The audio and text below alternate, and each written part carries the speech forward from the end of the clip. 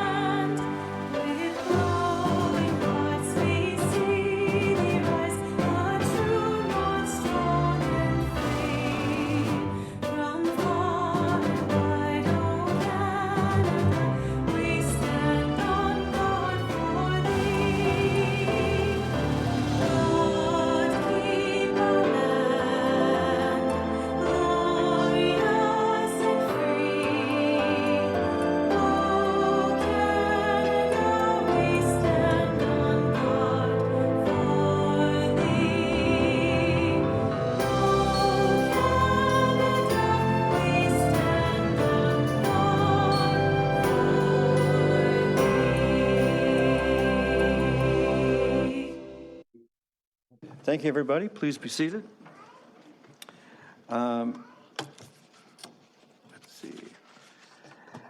In 1820, indigenous people here began welcoming settlers from all over the empire.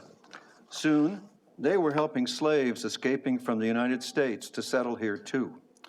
Today, our indigenous founding partners are still here enjoying this land with us. They fish and camp under their treaty rights. Indigenous people in their thousands also live with us as neighbors and friends. Our indigenous white and black settlers created a community with an attractive degree of harmony and prosperity. In 1857, Ontario gave official recognition of Oakville as a town. At Town Hall, all these years later, we fly the flag of the Mississaugas of the Credit beside the flags of Oakville, Ontario, and Canada. We fly these flags together to acknowledge our origins. Now, people from all over the world are attracted to the livability we have created. We offer newcomers a warm spirit of welcome. We offer everyone our founding story so everyone knows what we are part of. We feel sorrow and distress for acts of racism and intolerance and violence suffered across Canada and here at home. We want our future to be equitable and inclusive for everyone. The path of truth and reconciliation can unite us all. Please keep well, stay safe, and let us on council know of any chance to be helpful to you and yours. Please let us know anytime you can help increase Oakville's harmony, prosperity, and livability. Madam Clerk, I understand we have regrets from Councillor Knoll, Longo, and Sheep. Otherwise, we have quorum. Council, before we pick up the agenda at the confirmation of minutes, I want to address a matter where there might be some confusion. On tonight's agenda, under new business, which may be hours from now, we have an item called Notice of Motion, Commitment to Community and Global Peace. And in accordance with section 14.1 sub 2 of the procedure bylaw, this notice of motion will be considered at the next council meeting to be held on January 29th, 2024. A notice of motion is notice that someone's going to bring a motion for council to consider. So what that means is if people are here expecting council to consider that the motion for which we've just been given notice tonight, they might sit here for a long time only to be disappointed. So I thought I would explain that up front. And to help that process along, I'll use my power to change the agenda to pull that item up now so that we can do the formalities that go along with receiving a notice of motion to be considered later. And we have all these rules, one of which is you're not supposed to signal your displeasure or pleasure. And many of us on council would much rather hear pleasure than displeasure, but I'm going to try and be the mayor that enforces all the rules. So please, no disruptions. So it's my pleasure to recognize Councillor Navjot Nanda, who has brought us the notice of motion, which has been seconded by Councillor Alan Elgar. And Councillor Nanda, would you like to read your motion? The point of notice of motion is to give everyone in the public notice that such a thing is going to be considered. Councillor Nanda.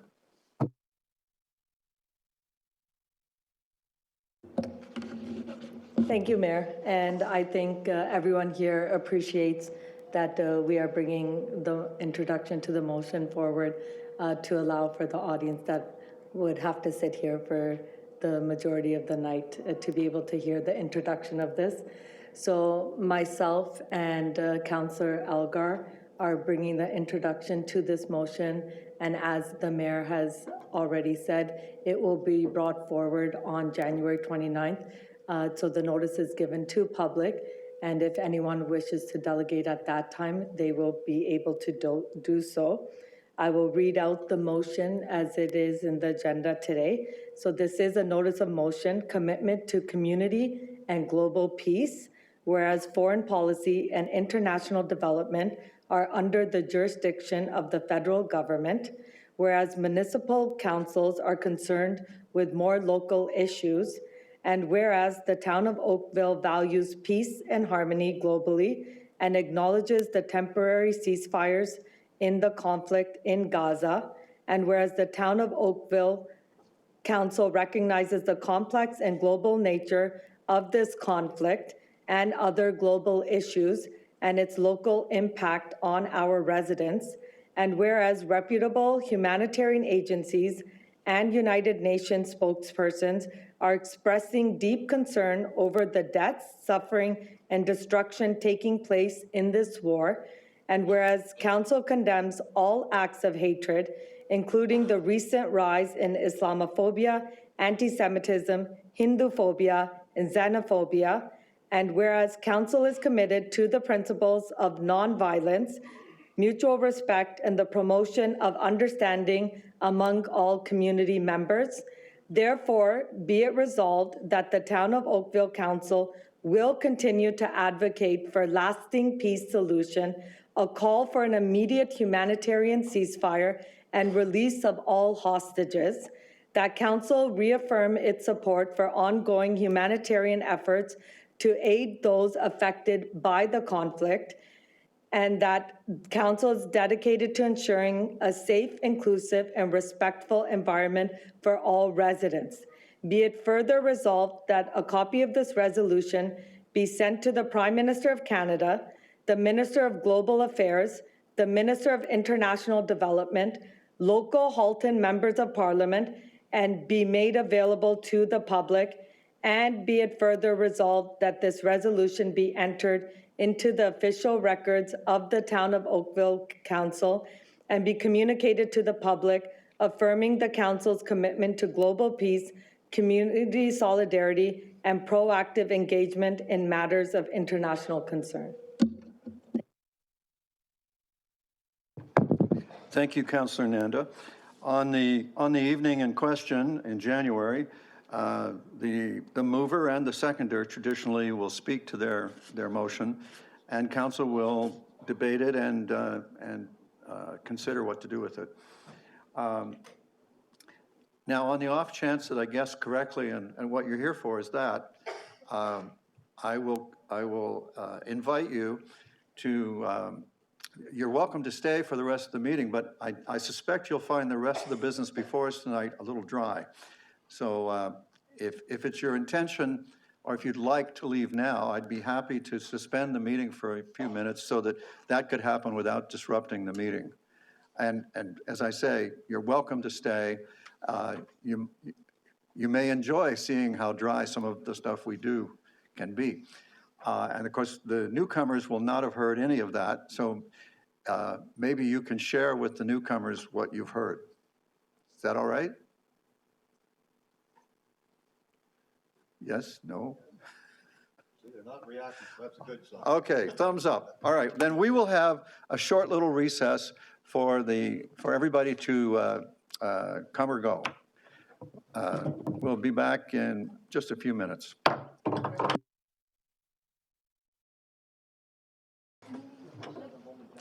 Okay, thank you, everybody. Council is now back in session. Council, I'd like to know if anybody would like to declare a pecuniary interest. Madam Clerk, there's no declarations tonight. And that brings us to the confirmation of the minutes of the previous council meetings as listed in the agenda. I'm not even going to name them all, there's so many. Councillor McNeice, thank you for the motion to confirm the minutes. Councillor Elger, thank you for seconding that. Is there any objection to that? Madam Clerk, no objection is seen and the motion carries. Thank you both. Now, just for clarity, I said all minutes, so that includes 5.1, the minutes of the Committee of the Whole. Councillor Haslett-Deal? I just had one question on the minutes for the Committee of the Whole, and that's, I get that we do them in a general basis, but I just wanted to confirm that we in fact had talked about the land use block concepts and had requested that additional renderings be done. I don't know that that needed to be in the minutes, but it was an important part of the meeting. I'm sure that staff noted it, but the minutes only record decisions, and it wasn't a decision, it was a request. Okay, thanks very much. All right, so item 6, resolving into Committee of the Whole. We need 2 people to do that. Councillor Elger, I saw you first. Councillor Giddings, second. Any objection? There being none, we are resolved in the Committee of the Whole. The main difference of which is you only need a mover and not a mover and a seconder for the subsequent items. Council, we have several consent items, and what I'd like to know is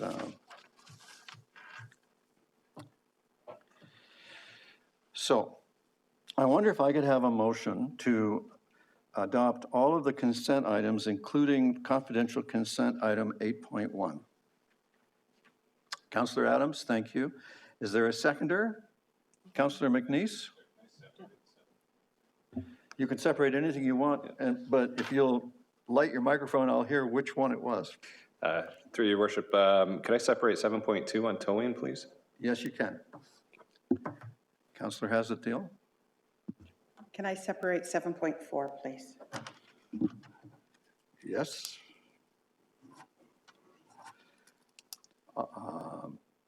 I will call the vote on the balance. Any objection? Madam Clerk, there being no objection, all but 7.2 and 7.4 are adopted. Councillor McNeice, you're first.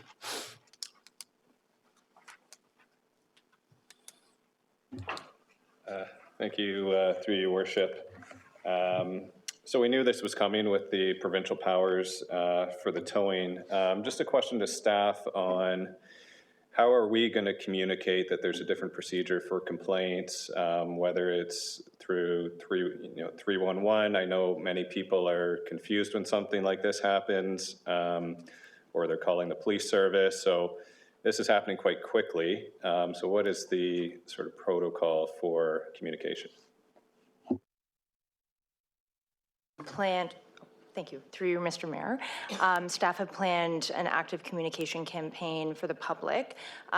Staff have reached out to HRPS, Halton Regional Police Services, to find out more what their plans are as it relates to the transfer of oversight of the towing and storage industry to the province, in addition to help them understand that we will now be repealing our licensing regulations and what that means as it relates to call-ins to their communications team.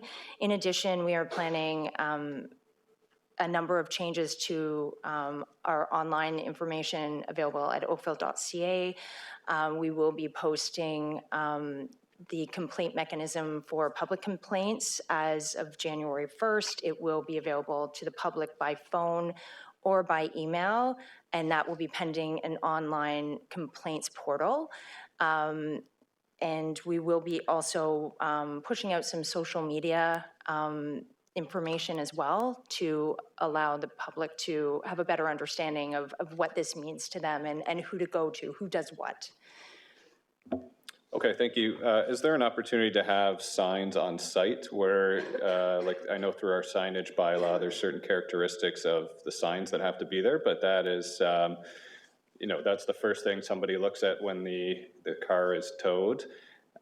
Is there an opportunity to have some of that information there? It might just save someone going through the frustration of a number of phone calls to figure out who to call if they have a complaint. Through you, Mr. Mayor, I think we'd have to take a look at that. We are constrained because it is private property, so we couldn't require the signs to be put on private property. We can ask, and it is possible that the owners themselves would allow signs to go up, but there might be other opportunities, something we can certainly look at. Okay, and then with the police, I know one thing that they did is they provided us data. We would get, that was a requirement of the tow that I believe before they leave the lot, they would have to call it in so that we could track, you know, is it going up, is it going down, where's sort of the problematic areas. Will we still get that information from Halton Regional Police, or is there a different reporting mechanism now? Through you, Mr. Mayor, since this is going through the directorate, Halton Regional Police would no longer have that information. I'm not aware of a similar source of information, although the directorate will have it. The question is, will anybody have access to it because of the Freedom of Information requirements? So those are details that we don't have at this point. Okay, could we follow up with the province to see or put in potentially, I believe they're taking requests as well as they are starting the secretariat. Could we add that to the list? Through you, Mr. Mayor, absolutely. We'll have the conversation with them and see if we can come up with some method of getting the information. Okay, and then just so I'm clear on the fees, so I know we had our fee schedule. Am I reading correctly that the province, there isn't an established fee schedule at this point, or is there an established fee schedule from the province?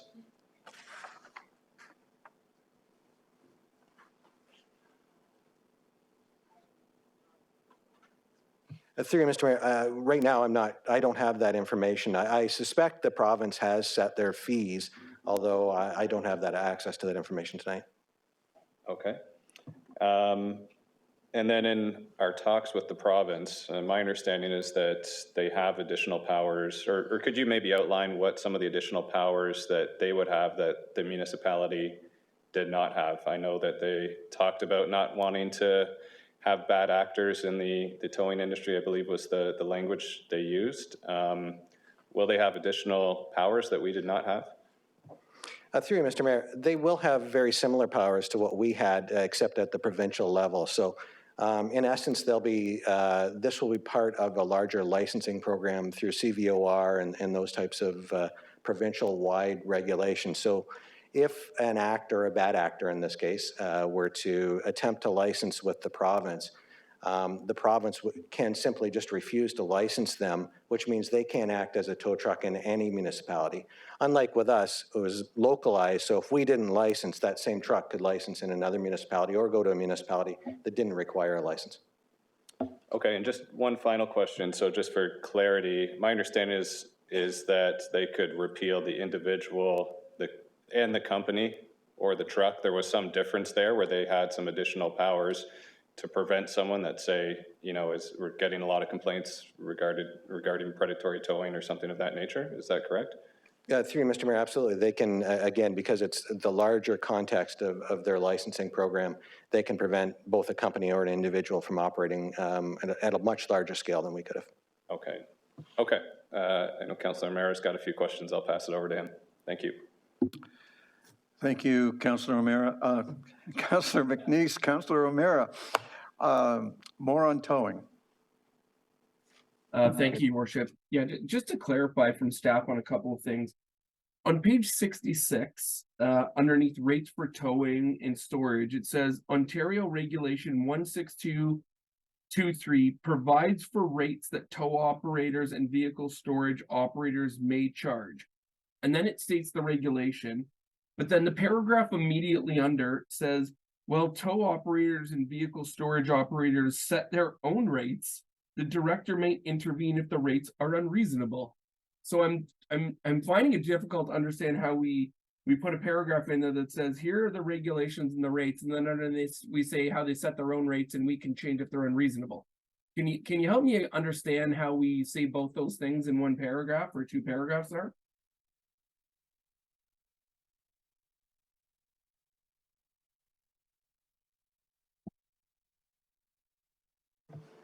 Through you, Mr. Mayor, I think the difficulty is we're trying to give as much information as we can from the province. My understanding is the director of the directorate has the ability to set rates, but I do believe in some cases the tow trucks themselves are allowed to establish rates, their own rates. What we can do is take a look at this. This goes back to the question from Councillor McNeice, and give a much more detailed explanation of what the provincial fees and regulations are around costs. But we've written this report. The report, as I read it right now, says two different things. It's not that we're unclear on what the province has done. The report that you've written and signed off says two different things. So I don't understand why we would write a report if we don't understand what's happening here. It says two different things right here. I'm trying to understand why we would sign off on a report that says two different things, but then you're telling me we don't understand what the province is doing. I don't understand how we read this right now, but then we hear we don't know what we're reading, or we're not sure what the province is doing. I'm trying to bridge the gap here a little bit. Councillor, on behalf of Mr. Barry, when you read the paragraph and you perceived a contradiction, I did not perceive a contradiction. The province may set a rate and the operators may set a rate. Those two things are not contradictory because there's no shall there. And the final piece is the director can intervene if he thinks that what they've done is unreasonable. I don't see any contradiction among those things. This is pretty much, in my experience, a classic way that Ontario sets these things up. The underlying problem here is there is no right whatsoever to leave your property on somebody else's property without permission. And to understand it, all you have to do is ask yourself, if somebody dropped their car in your driveway and blocked you in at your house because it was convenient for them, would you tow them out of your way? I think you would. And if you didn't want to pay for the tow, you'd have them take them to a storage lot so that the person that inconvenienced you would pay for the inconvenience instead of yourself. And that is all that's going on here, is the province has decided that they're going to defend private property rights. Mr. Barry, do you want to add anything to that or correct anything I said? If I can step in, Your Worship, I appreciate your willingness to always jump in on behalf of staff when I'm asking them a question, but your answer to what you just provided me was not even related to the question I asked. Staff have said that rates are set, and then they've said we can step in if those rates are too high. I'm not talking about the ability to tow people off private property or not, which you leapt to. I'm talking about, it says that there's a rate here, and it's right underneath Ontario Regulation 16223. And then I'm talking about right underneath where it says they have the ability to set their own rates. I'm just looking for clarification on those statements. I'm not talking about the ability to tow vehicles off of private property or the nuance that you went on to. Again, I mean, Mr. Barry can speak to the report that he signed off on here. I don't really need you to tell me about people's rights to tow vehicles from the property. I know that, I'm aware of that, I've read that, I've lived it for 7 years. I'm asking a question on what's written in the report here, and I'm asking if the director can assist in the two, what I see are conflicting statements. The rates are set under Ontario Regulation 16223, and then right underneath it says they can set their own rates. I'm trying to find out which statement, either there are rates there set or there are not. I'm just asking for clarification on that statement, not whether people can tow from private property or not, because I'm already aware of that, as are many Bronte residents. Thank you, Councillor. Mr. Barry? Through you, Mr. Mayor, and thank you to the councillor, and sorry if it's not clear, but I think there's a bit of unclarity in the legislation. There are no rates. The legislation allows for rates, but haven't set rates. And when it talks about the director can set rates, it's not us as the director, it's the director of the directorate. Okay, so that makes a lot of sense. I'm reading director as in our director of bylaw services, who I'm speaking with right now, but that's not what I'm to read then in the report. Then the director is a provincial position. Then it's not our municipal position. Through you, Mr. Mayor, that's correct. Once the legislation passes, or once our legislation is repealed and this takes effect in January, we will no longer have any authority in this at all. Okay, I appreciate that, Mr. Barry. And then my second point here that I'm trying to, you and myself and Councillor McNeice and provincial staff spoke with the MPP's office on what we faced in real time. We did a walk around in real time. We expressed many of our concerns about the predatory nature, about like sort of hunting vehicles, about other people with binoculars staring down. Have you seen anything in the changes that the province has done yet that you feel were addressed by the conversations we've had with the province, either with the MPP, Stephen Crawford himself, or with the staff when we had our Zoom meeting? Through you, Mr. Mayor, what I'd say is I haven't seen any changes come from that, although I will also add that we are still in conversation and sharing information. So it is possible that changes will come early in the new year. So by the time these changes come into effect, though, no conversations we've had with the MPP or staff on his behalf have been reflected in what you can see today. Through you, Mr. Mayor, not that I'm aware of, no. Thank you very much. Thank you. Thank you, Councillor O'Meara. Councillor McNeice? Thank you, Your Worship. Just one follow-up question, just so I'm clear on my reading and everything here. So as far as the towing and motor vehicle storage facility, MES will still regulate that. Is that, I'm reading here in the conclusions, page 68. Through you, Mr. Mayor, 1 second. I can read you the sentence. MES will continue to license the towing and motor vehicle storage sectors and investigate and enforce non-compliance with the tow truck licensing bylaw. Through you, Mr. Mayor, MES will continue to enforce any complaints that come in after January 1st for any occurrences that occur prior to January 1st, as we will have a bylaw in place up until 11:59 on December 31st. As of January 1st, the oversight and any complaints management will be transferred to the province. So the act of towing and then the storage facility as well will be 100% at the province after Through you, Mr. January Mayor, 1st. that is correct. Gotcha. Okay, thank you. Councillor O'Meara, would you like to move 7.2 for us? Or Councillor McNeice, one of you? Sure. Councillor O'Meara, thank you for that.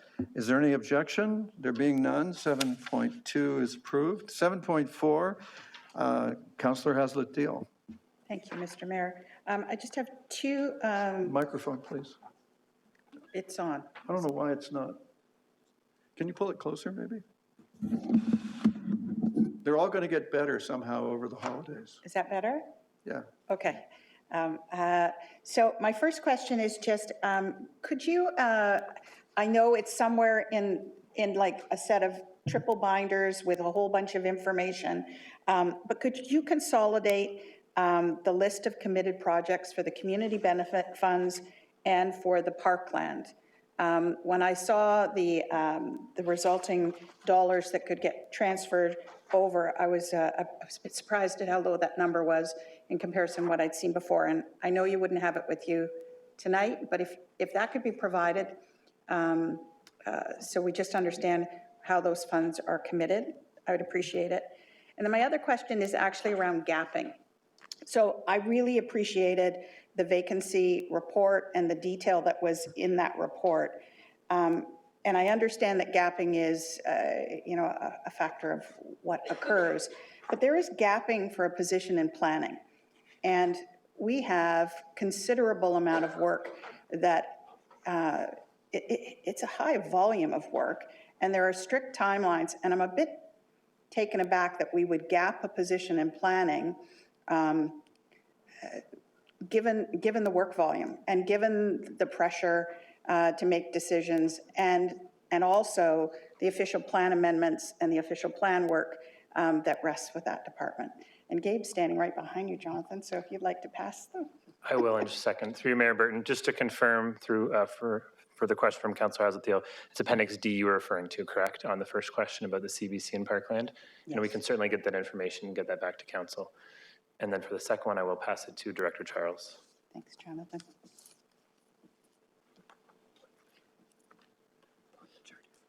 Through you, Mr. Mayor. Thank you, Councillor, for the question.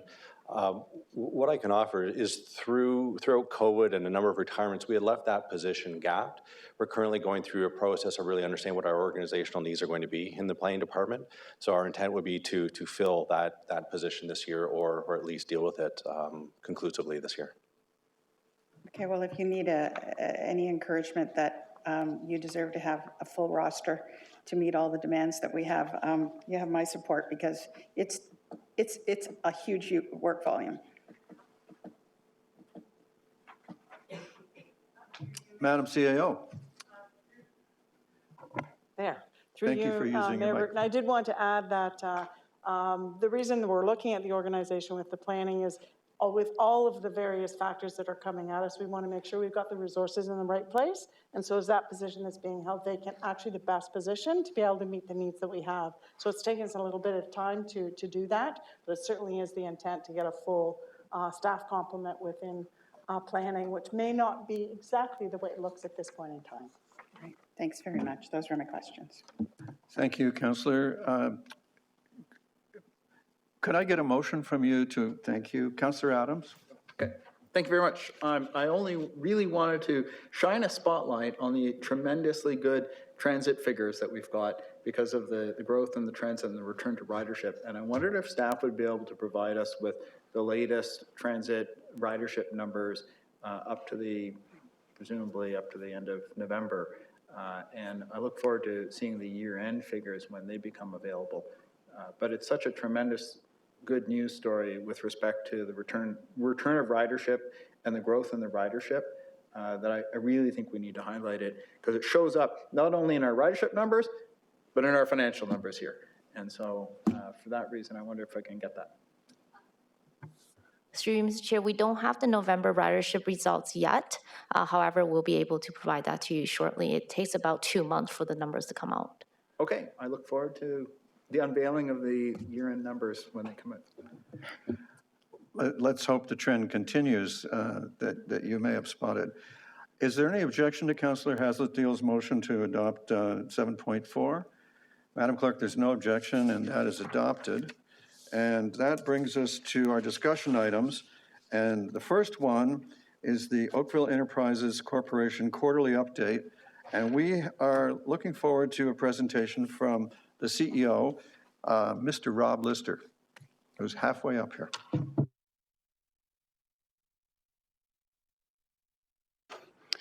Councillors, it's great to be here again this evening to provide an update from OEC. This evening, I'd like to point out the people that I have with me from Oakville Enterprises. I have to look at my list here. I have Sean McCoggan, Executive VP and Chief Operating Strategy Officer. We have Laura Wilson, our Chief Financial Officer. We have Jeff Mocha, our Chief Engineering and Innovation Officer. We have Mary Caputi, who is our Executive Vice President, Chief of Staff and Corporate Development, and Scott Moody, who is our EVP and Energy Transformation Officer. I'm also very pleased to introduce Janet Wilkinson, who is one of our members of the Board of Directors. I'm very happy to have her with us this evening. And I believe our chair, Mr. David Brennan, is online this evening. So this evening, I am going to have Sean McCoggan provide a presentation to Council Sean's going to provide an update on how we are helping communities with the energy transformation. He's going to talk about new innovative services that we've developed and also provide some community highlights. So at this point, I'm going to ask Sean to come up and provide the presentation. Thank you. Sean?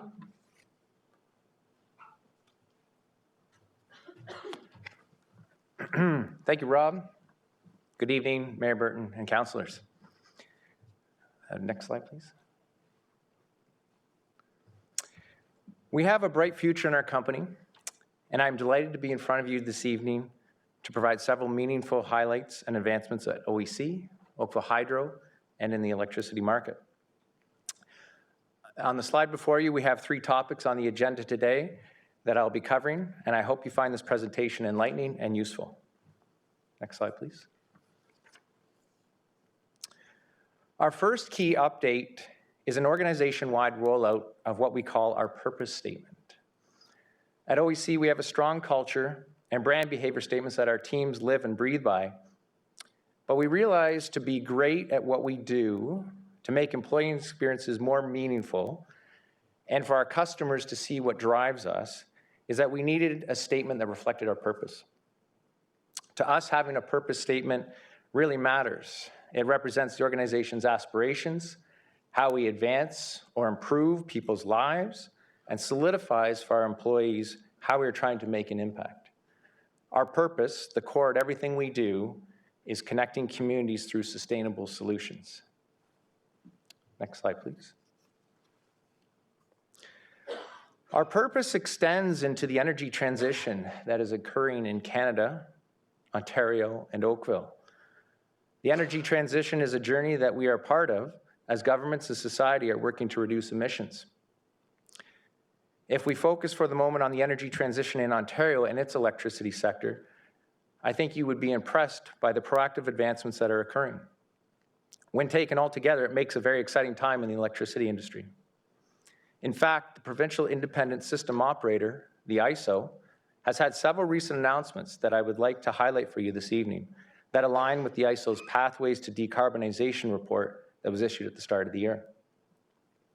First, the ISO has been busy this year procuring a large amount of battery energy storage projects. This is important as battery storage projects provide flexible power to support the operation of the electrical grid, where they can balance out power characteristics of renewables when they do not run. They can also charge overnight using surplus power on the grid and deploy the electricity during the day. Secondly, the ISO recently proposed adding new clean electricity generation facilities to help meet Ontario's growing energy needs and zero emission targets.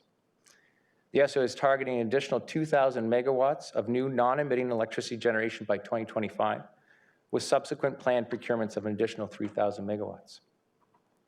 In summary, these steps are an indicator of the commitment by the province of Ontario to plan for decarbonization and ensure it has one of the cleanest energy grids in North America. Next slide, please. Continuing with other exciting news, we have a few notable achievements by our teams that are advancing innovative services to solve problems for our customers and communities. I'd like to begin with a neat project in Parry Sound, Ontario, where we helped our gas customer GPS locate buried infrastructure that required better location records. This new method of adapting GPS technology provides an improvement in locational accuracy inside of a digital mapping database. Next up, we demonstrated ingenuity for a telecommunications customer where we designed and installed unique and technically challenging fiber optic cables in Northern Ontario. Here, our team designed and surveyed approximately 750 kilometers of submarine fiber optic broadband that was installed many lakes in Ontario. And lastly, we were awarded new projects with 2 large infrastructure owners in Alberta based on our customer-focused approach and new technology options for engineering and inspection services. Next slide, please.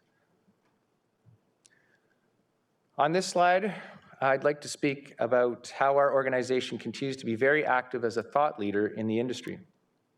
In fact, we were particularly excited that 2 industry events with participants across Ontario were held right here in Oakville.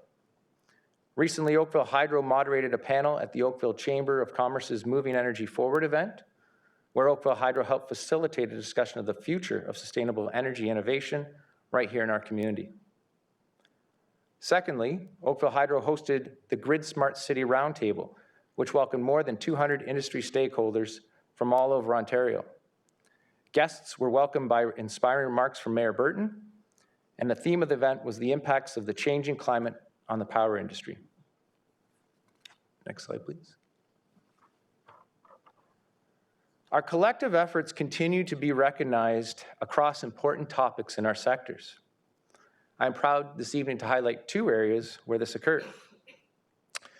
One of our engineering teams recently received a 2003 CIO award. The CIO awards celebrate Canadian organizations and the teams within them that are using IT in innovative ways to deliver business value. The award was for their innovative geospatial collaboration platform that helped infrastructure owners and Infrastructure Ontario enable over $4 billion in funding for the Build Broadband Faster Act in Ontario.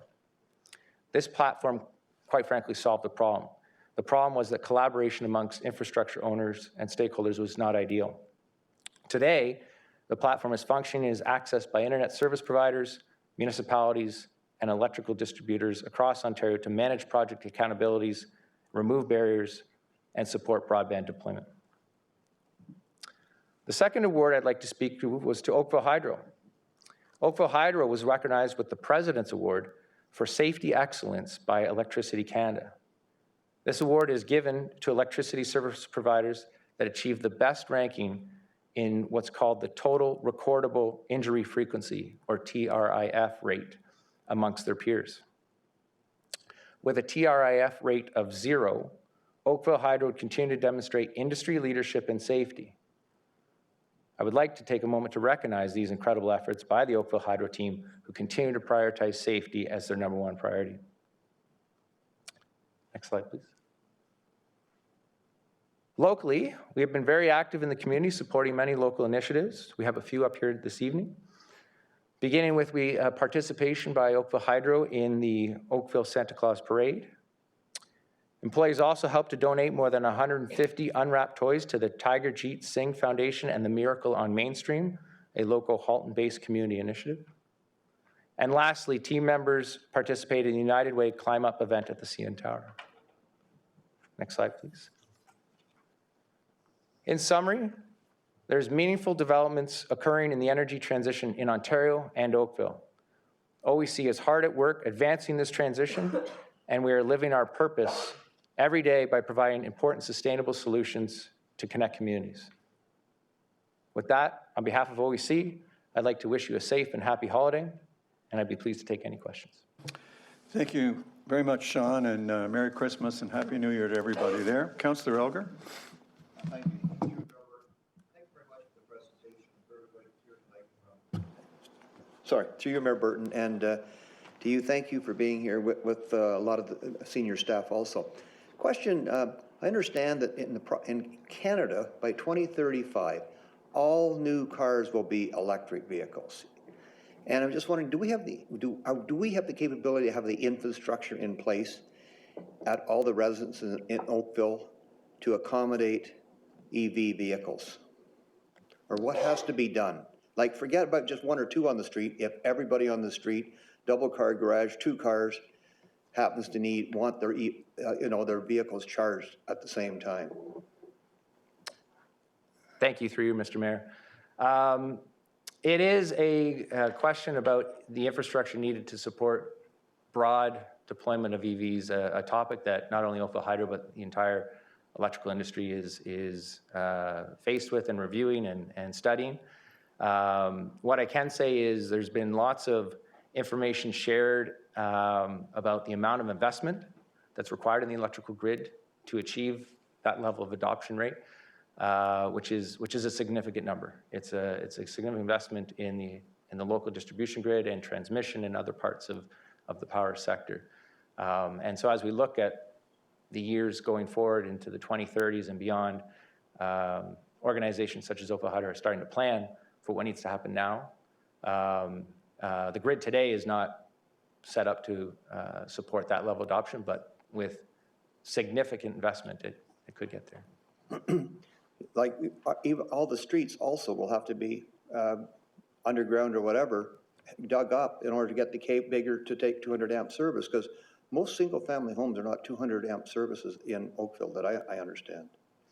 Through you, Mr. Mayor, correct. Yes, at the house to the transformer and beyond, there's quite a bit of infrastructure that we are analyzing and trying to get data on to determine the next decade of investment, which can be significant.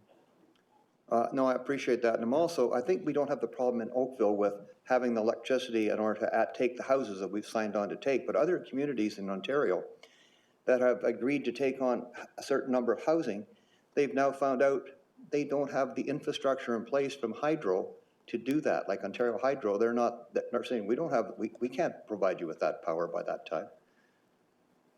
Right. Thank you. Through you, Mr. Mayor. We at Oakville Hydro do not want to be in the situation where we can't, provide the power for those needs, and so making sure that we're investing now and planning now for potential draws that are much more significant on the system is what we need to do. Do we have any idea what the infrastructure cost will be and how it's going to be transferred over to the existing residents that are using the electricity? Thank you. Through you, Mr. Mayor. At this time, I do not have a number in front of me of the cost, but I know our teams are busy forecasting in their 5, 10-year, 15, 20-year plans on various scenarios of what that cost could be, and it's a significant number, and lots of, I would say, effort is going in to figure that out.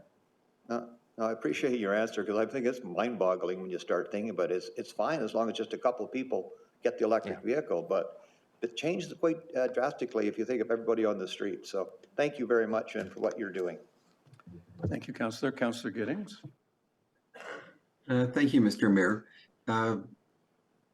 We've always appreciated hearing about new businesses and technologies and during these updates, and I find them very helpful. You've got to help me with the submarine cable for rural broadband. It sounds like it's obviously new to us. How did we get into this? And is it a growth area? Thank you. Through you, Mayor Burton. At OEC, we have quite a vast group of engineering and design talent that works for various infrastructure owners, whether it's power companies, telecommunications companies, gas organizations. And the need and support by the Ontario government to push access to high-speed internet throughout Ontario means we are going into more and more rural locations that we have never been at before, including going through lakes and other areas that are hard to reach. So developing this know-how and knowledge, I think we've always designed telecommunications, but getting into more challenging areas to lay out this fiber is something I would say our team has built over the years, and I think the work in Ontario will continue to make sure people, wherever they live, can access the internet. Thank you for that. So are you a bit of a leader in this now, having won the contract or the bid or whatever it was? We like to think we have a good team, and I think there's a few organizations that have done this over the years in various parts of Canada, but certainly I would put us up there as a leader. Thank you very much. Congratulations to the team. Thank you, Mr. Mayor. Thank you, Councillor. Councillor Lischina. Thank you, Your Worship. Hi, Sean.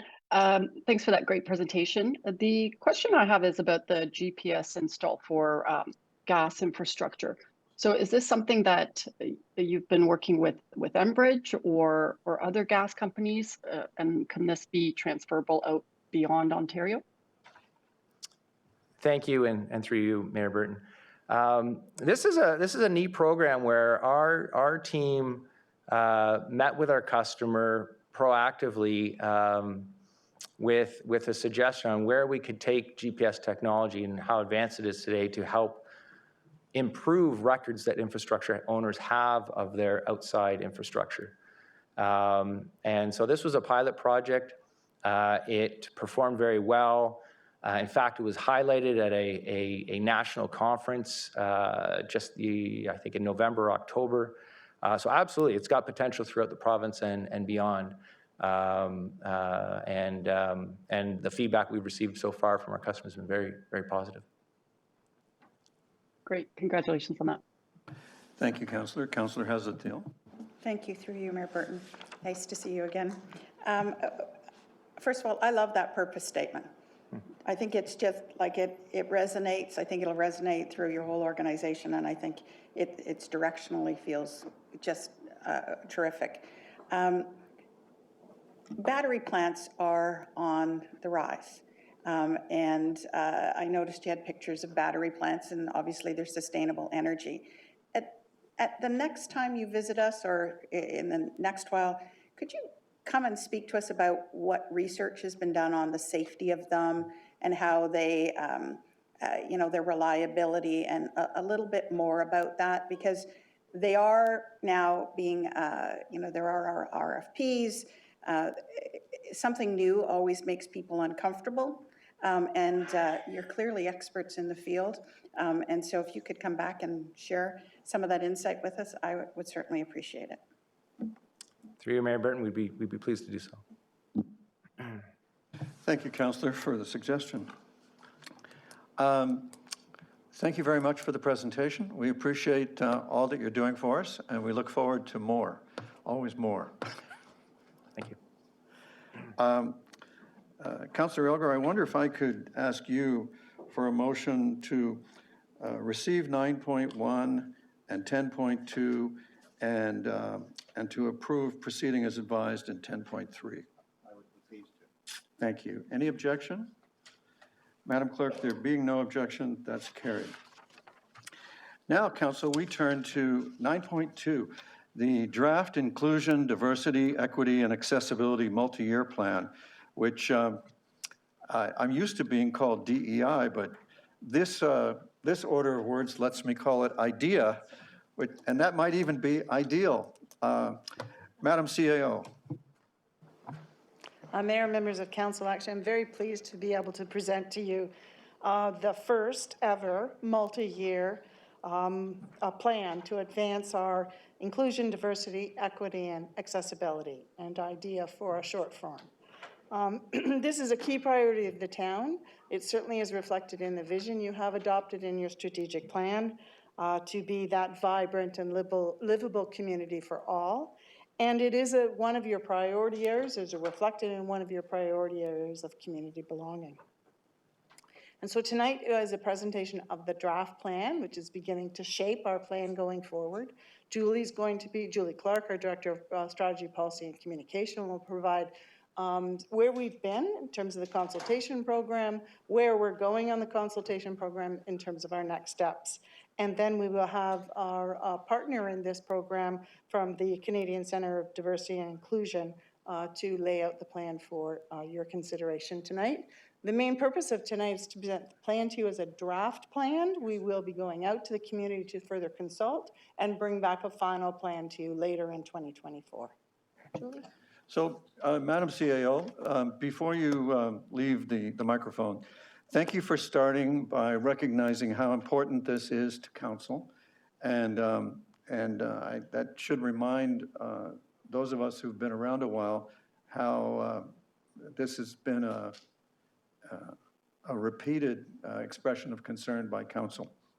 And I'm looking forward to learning how your draft plan and your consultant are going to address some of the weaknesses that your research work into the internal side of things has progressed.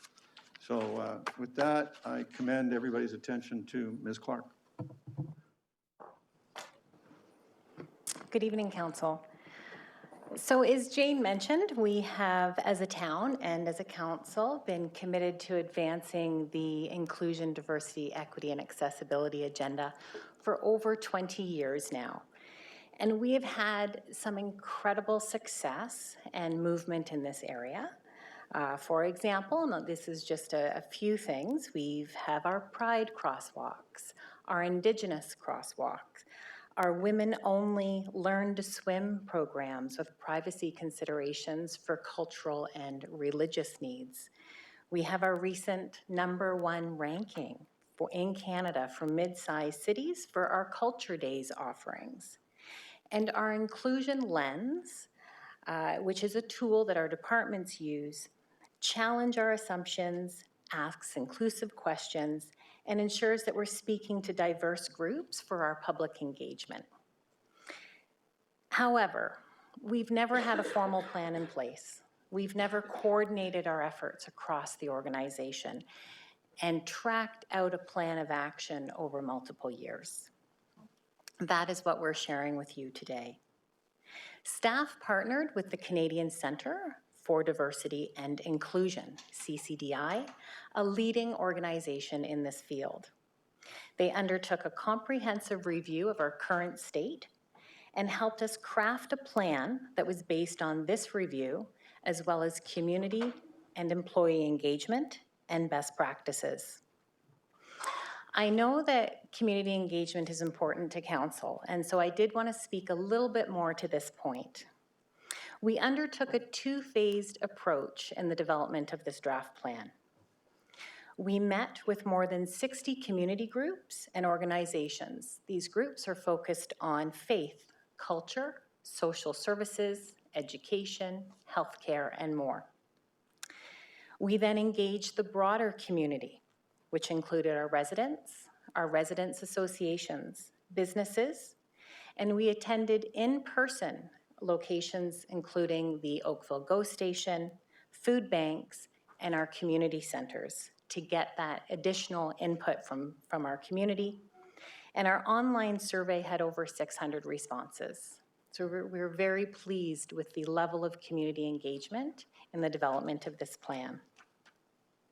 Looking forward, we have another opportunity for engagement to give us feedback on this draft plan. Our community provided us with really good input throughout the entire process, and this is an opportunity for the community to see the full plan in its entirety and to provide feedback on that. And that will start in January. And after that, reflecting any further comments that we've received, a final plan will come to Council for approval, likely in early Q2 of next year. So with that, I would like to introduce Zakina Reed. She is CCDI's interim CEO, who is joining us virtually today to share the work that they've done with us in developing this plan. And with that, I'll pass it over to Zakina. Thank you very much. Good evening, Honorable Mayor Burton and esteemed council members. I'm honored to be virtually standing before you today through the modern miracle of the internet, joining you at this town council from the traditional territories of the people of Treaty 7 region, the Métis Nation of Region 3 of Southern Alberta. I'm here representing CCDI Consulting, Inc. to present the Inclusion, Diversity, Equity, and Accessibility multi-year draft plan for the town of Oakville. On the agenda tonight, I will give you a very short background and a little bit on the methodology that we used. And I would like to take this opportunity to introduce you to the Global Diversity, Equity, and Inclusion Benchmarks, which we will refer to throughout today's presentation as the GDEIB. It's just a little bit cleaner for us.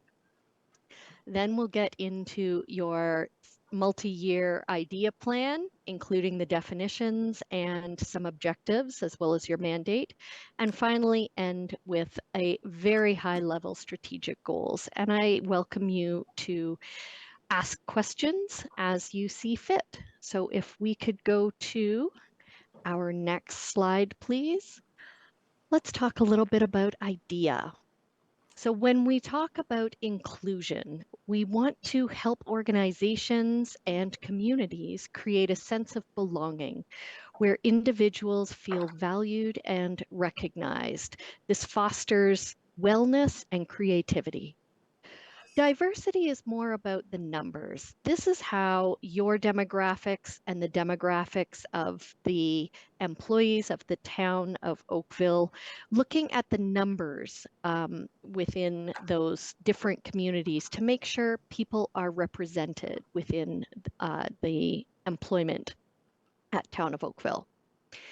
Equity refers to ensuring that everyone is able to participate, which means sometimes people get something slightly different in order to make it more equitable.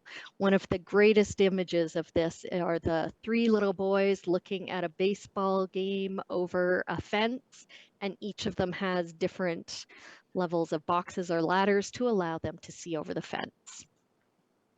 Finally, accessibility. While you are in Ontario, you already have the AODA legislation, and accessibility has grown from that to include all kinds of small a accessibility, ways in which you can welcome people with different abilities as well as different responsibilities in the workplace.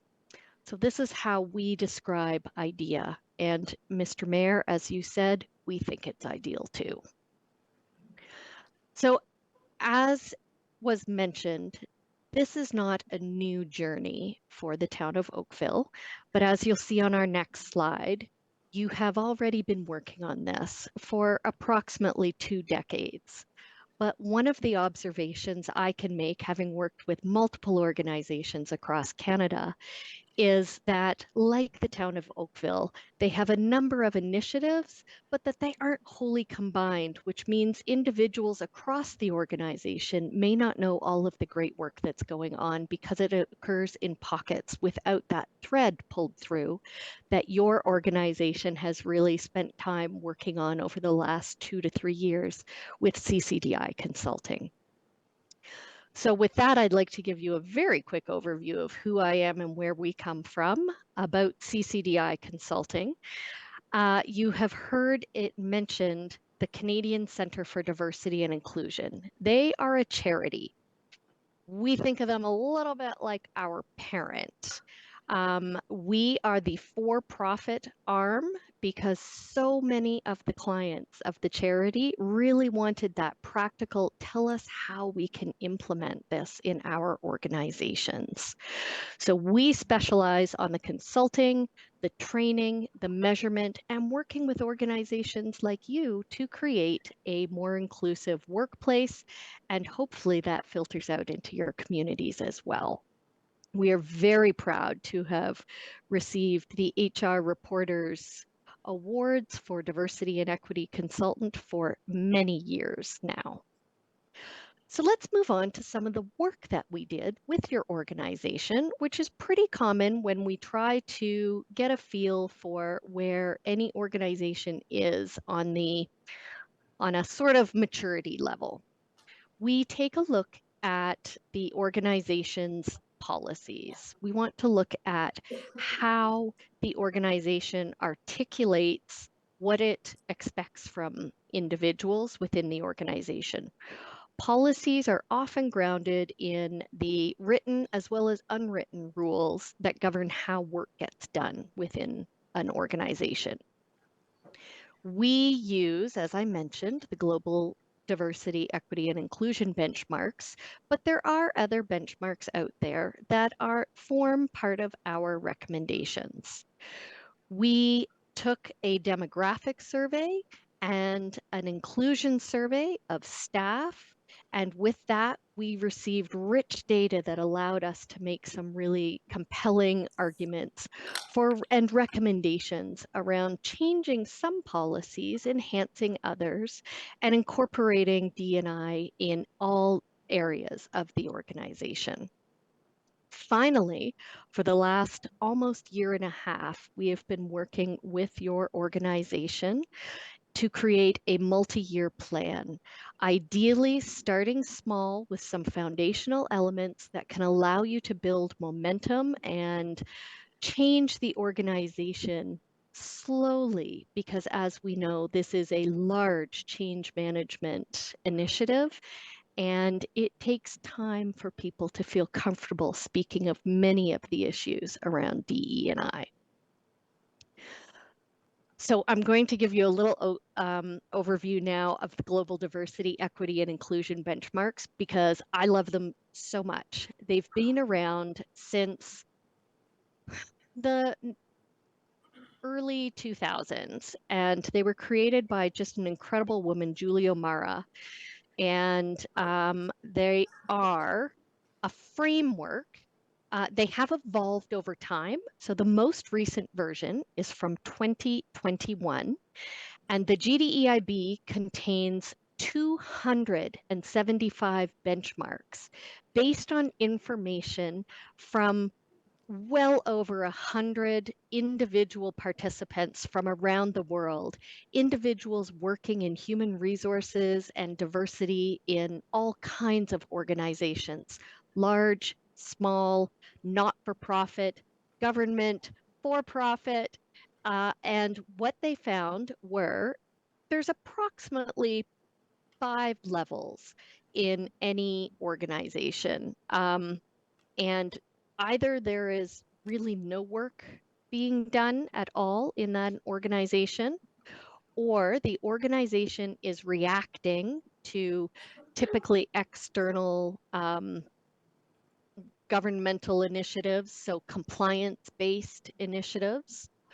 Proactive tends to be where organizations are starting to look at this as an actual business opportunity within their organization to generate and improve employee engagement. Progressive, you're starting to get that thread woven through every possible area in the organization and the whole team really pulling together towards larger initiatives that cross multifunctional areas. And finally, very, very, very few organizations ever achieve best practice, but I love that it's defined as something towards which an organization can aspire. There are 4 groups of categories. Obviously, at the bottom, that green layer is the foundation. And this is the area that you really need to get to the proactive level if you want your organization to really fully succeed. Most organizations are very strong on the internal component. This is the HR type tasks where a lot of work has generally already been done. And then you look at some of the external areas, and often people don't understand, or organizations don't understand, how to weave diversity and inclusion through some of these things that they're doing externally: marketing, product and service development, or in the case of a municipality, how you interact with your community. And finally, the piece in the middle that really bridges everything together talks about assessment. How in each of these areas can you assess what it is you're doing to ensure that you're continuing to evolve your program? How do you communicate? How do you ensure that everyone within your organization, as well as your stakeholders in the community, understand what you're doing, why you're doing it, and how they can get involved? There is an element of learning and evolving. Even as long as I've been in this industry, the language that we use around diversity, inclusion, equity, belonging has changed remarkably. Just since the beginning of COVID, we've seen new terms developed and getting common usage. And finally, there is an element that connects to sustainability. And how the United Nations sustainability initiatives for 2030 are woven into this. Things like ensuring equity for women around the world, things like recognizing Indigenous peoples around the world. There are some really great initiatives in there that are all woven into this incredible framework that we used with your organization to help create a plan that we think will be sustainable for your future. So on our next slide, there was one element of data that we collected called the maturity meter. And while it is based on the global diversity, equity, and inclusion benchmarks from a previous year, it's not the full system, but it did give us a really good indication that, as with most organizations, you were very strong in the internal group.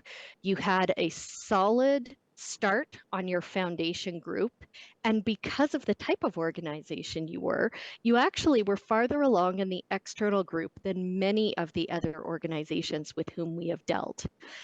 Now, the bridging group provided some opportunities here, and that is often the case, that this area around communication, sustainability, continuous learning, and knowing what specifically to measure and how best to report it are. So these are great ratings at the very beginning of your journey to provide you with that benchmark that we can only grow from at this level. May I have the next slide, please? The underpinnings of those 4 categories that I just showed include the green foundation layer of driving the strategy. So we do need to do a little bit of work on that in our first years because so much is built from that. However, it is rare that you will get to the point of best practice at strategy. There is always something you can do to improve there. So we will be looking at developing the strong rationale is already there, but we need to communicate that and get everyone's buy-in within the organization to help them understand what their role is in creating a more inclusive workplace. Holding leaders accountable means defining what it is they're accountable. So there is some pre-work to do there as you implement the organization's vision, start setting goals, and achieving those results. Being role models is going to require some learning on the part of any new leader in the organization as you start defining what the criteria is that you want to see within this cultural change that you are actually going through. As I mentioned, you were already very strong in the attract and retain people section, but there is always new things you can do. In this newest version of the Global Diversity, Equity, and Inclusion benchmarks, they have even started including how you use technology and ensuring that you are not inadvertently creating biases through AI and other algorithms that may be playing a part in, for example, the back end of an applicant tracking system.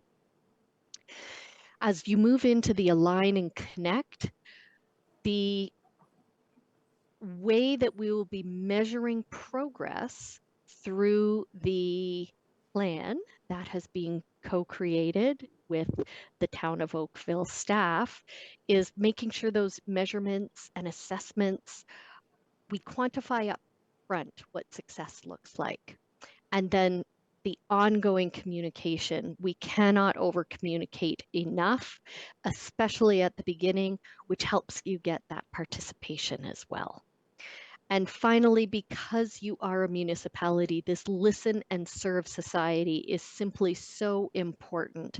And as was already mentioned, you started the work here, reaching out to the community, giving them an opportunity to share their thoughts, their feelings, their hopes for what this plan could be. So that's just a little bit about the framework that we used.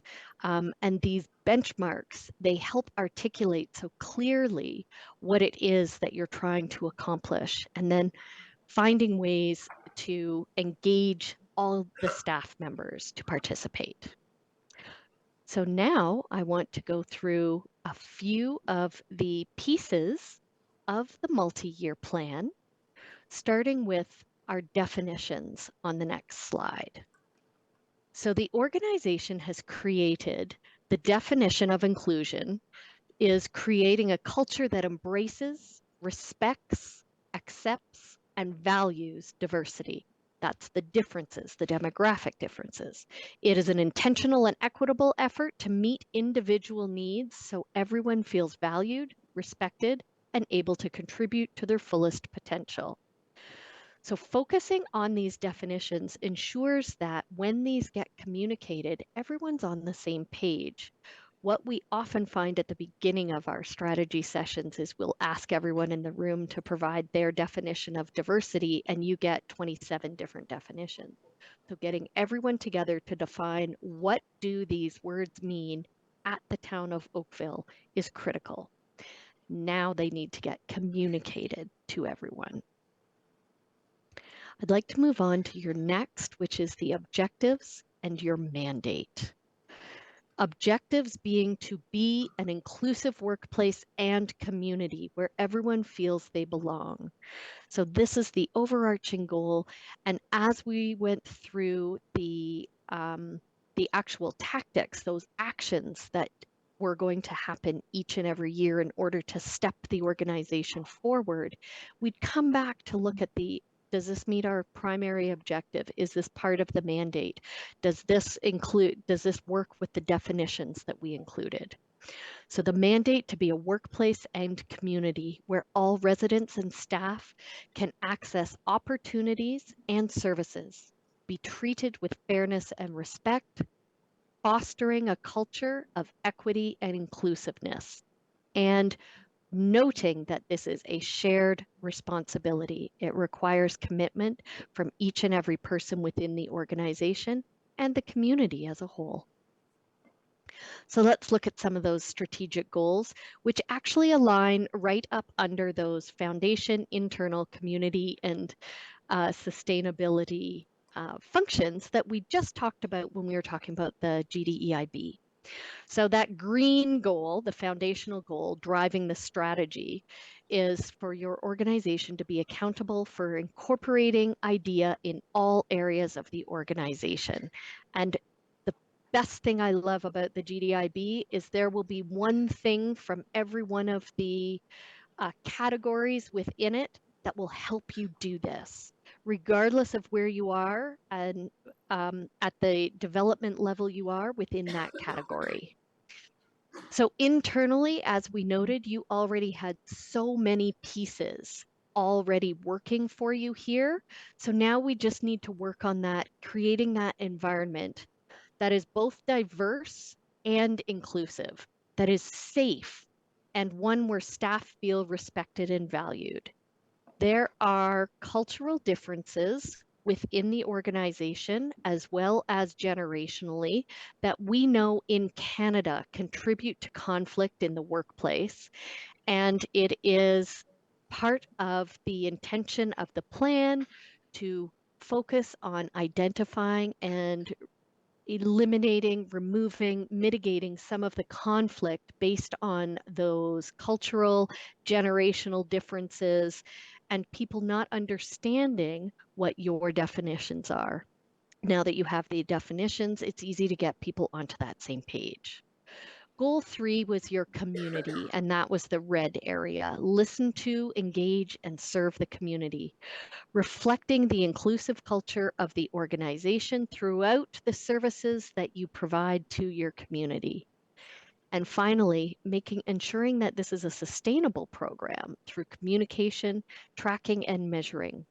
Aligning and connecting all of these efforts through communication, learning, and measurement. So let's look at some of the desired outcomes that come out of these very, very high level strategic goals.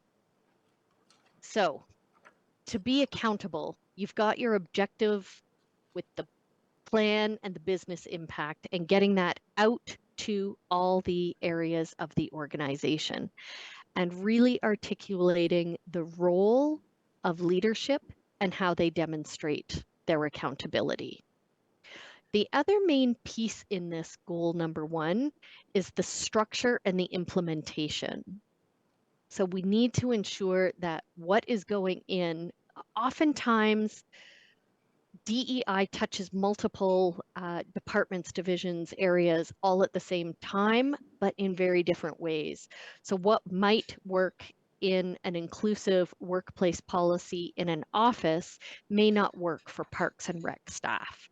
So looking at the ways to create that structure that is supportive of the fact that you have such different needs across your organization and really taking equity into account.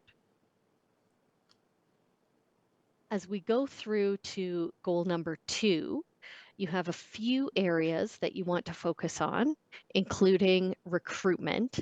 And this is often one of the biggest areas that any organization struggles with, is attracting and retaining that diverse staff. Looking at how people move through the organization, how are opportunities provided to ensure that all staff have equitable access to promotional, educational, and advancement type opportunities. And really looking at ways for work-life integration, flexibility, and benefits. So when I was talking earlier about the small a accessibility, that's around that work-life integration and flexibility. So things like, I have childcare needs and I need to leave the office at 3, how can that be accommodated when we have an 8-hour workday from 8:30 to 5? And finding ways that you can accommodate people, not just employees with disabilities under the legislation, but also finding broader accommodations to ensure equitable access to employment for a broad range of individuals. On our next slide, we'll talk a little bit about the community and government relations. So there will always be a need. Diversity, equity, and inclusion is very hard to do on your own. There will always be a need to reach out to other organizations to support you, whether that's an Indigenous organization to help bring that lens to the table where there may be an area you're lacking, for example, or if you need to bring someone with a specific disability lens to help a team who has someone on their team that you've never encountered before with a neurodiversity, different ways of looking at how you invite people to participate in events such as this or a meeting. So really looking at the broadening of the ways that you include people and collaborate with people, including the people with whom you choose to partner. Finally, we have your desired outcomes around that yellowy orange area in the middle of assessment, measurement, and research. And this, you've had your initial diversity, we call it diversity meter. That's our diversity census. So who do you have? And the inclusion survey, how do they feel? And the power of the tool that your organization chose to use is that you can break down those inclusion questions, unlike many of the employment engagement surveys. You don't just get that broad 83% of people are happy. You get women feel this compared to racialized women, compared to persons with a disability. And you can see where you may need to focus some attention and understand who is feeling excluded in order to bring them in. And that's one of the key tools that you can use as you start to implement some of this, is revisiting those feelings of inclusion in another few years, however you choose to collect that data. As I've already said, communication is going to be key throughout this, so that is one of the first things that's going to be on the list. And there will be ongoing learning and development opportunities at all levels in the organization.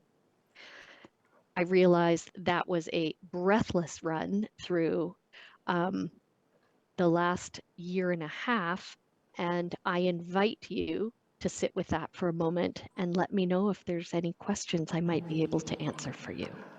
Thank you, Ms. Reed. I appreciate the walkthrough, I really do.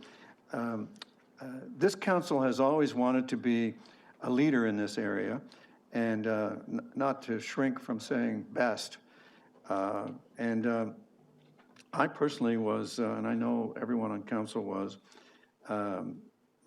struck by the perception in the inclusion survey that I summarize it.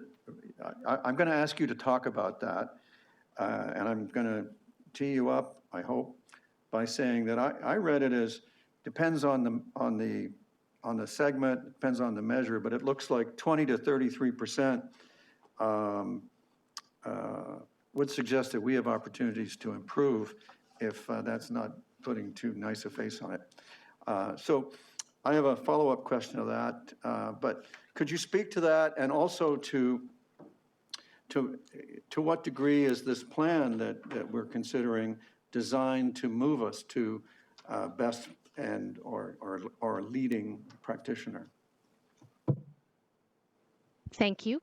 Through you, Mr. Mayor, I will say that it is not uncommon for there to be a large delta between leaders and staff, as well as between different members of staff. A individual's lived experience from one department to another could also be very different. And I did not find anything alarming or noticeably different than any other organization across Canada with whom we have done similar surveys.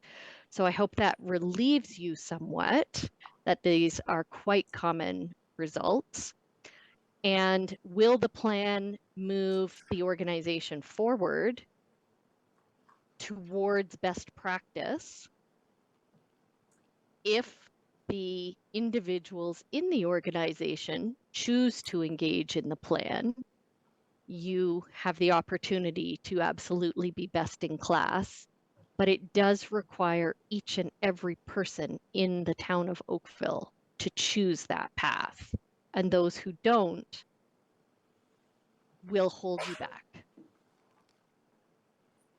Well, thank you. In a way, that's a more challenging answer than I expected, because you're basically saying life is a set of choices, and it's good to make the good ones. I'll turn to the other councillors who have questions now. Councillor Hazlet-Thiel, Councillor Adams, Councillor Nanda. Councillor Hazlet-Thiel. Thank you. Through you, Mayor Burton. Thank you very much for that excellent presentation. There's lots to absorb there, as you noted. I just wanted to clarify my understanding a bit of some of the data. You talked about us being in the proactive, but I'm looking at documents that have been prepared that put us in a different category. So has there been a new measurement done that kind of in the last year and a bit that has moved us into the proactive category? Through you, Mr. Mayor. Councillor, you're not completed in that area yet. However, you have started work in that proactive area.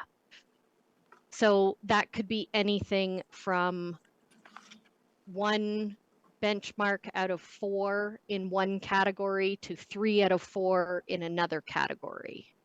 So because there are as I mentioned, there's like 275 benchmarks in 15 different categories. So within, for example, the internal category, there are 4 or 5, or within the internal group, there are 4 or 5 categories. And then each of those categories have 20 some odd, 15 to 20 benchmarks. And you will have achieved some at the proactive level. All right, thank you for that explanation.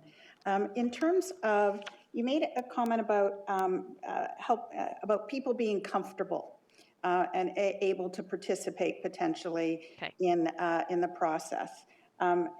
Is there any advice you can give us around how we can get more people to complete the survey when we revisit it? We had our participation rate was perhaps not where we would aspire to be, and it leaves this open box in your mind of, so what makes you not want to tell us your story? And so, do you have some advice on that? Through you, Mr. Mayor, I would recommend the continued and ongoing communication tends to be the largest impactor of participation. So we have noticed between 5 to 10% increase in participation for every month prior to data collection that you communicate. And those numbers get up if you provide two-way communication where employees have the opportunity to ask questions and maybe calm some of their fears about who's going to see their data and how it's going to be used, and have a chance to address that. Those are some of the ways that you might be able to increase participation. So thank you for that advice. In terms of moving forward, so some of the training and the organizational, managing that change process, have you had the opportunity to suggest training programs that would be the action items that are within the plan? Through you, Mr. Mayor, we have provided some suggestions for training. But we're also aware that everything we suggest needs to be budgeted in advance, planned well in advance. So nothing is a quick and dirty, so to speak. These are going to be long-term training initiatives with interval reinforcement in order to adequately change behavior and engage people in wanting to change that behavior. Okay, thank you for that. Actually, that's a good segue back to Julie, if I can. So, Julie, what is budgeted in terms of support for IDEA training for senior leaders and leadership? I'm going to pass that one to the Director of HR. So in terms of the, through you, Mayor Burton, in terms of our budget, we haven't increased it at this point, but we certainly are focusing our efforts in 2024 for the actual training to launch that. We already offer a number of training programs that at this point have not been deemed, if you will, mandatory training. But we will be highlighting those and focusing them to try and get as many people through that as we continue to evolve our training program. And I would expect in 24 budget, you will start to see as we implement and grow and evolve our plan, some requests for some additional funds for 25. So it will be part of that, but we do have budget and allocation that we are putting forward for 24 to build on the programs and the training that we have right now. So thank you for that. So there are new headcounts in HR. Do they have specialization at all in this cultural change work? They will be having the change management component into their position. We are repositioning our organizational development and talent management area to look to how we are going to develop the training plans and work with our vendors and look to curate training programs that already are out there so that we can provide those to our staff, similar to the programs that have been recommended through CCDI. And to continue to provide training to staff. So yes, within the new complement in HR, that is the intent. One on the recruitment and attraction side to bring us for more outreach, and that will be part of what we are looking for, as well as on the program strategy side. So that's great to hear. In terms of the staff's participation in the formatting of this plan, I understand there was a committee that's, have they endorsed this plan that you've put in front of us? And is there any other suggestions they had that we should be aware of? Sure, I'm going to turn that to Rebecca or to Julie to speak to. Certainly the Corporate Inclusion Advisory Committee has been very involved. HR has been a partner in that, but not leading that particular work with the committee. But I don't know if you want to add anything to that. Thank you.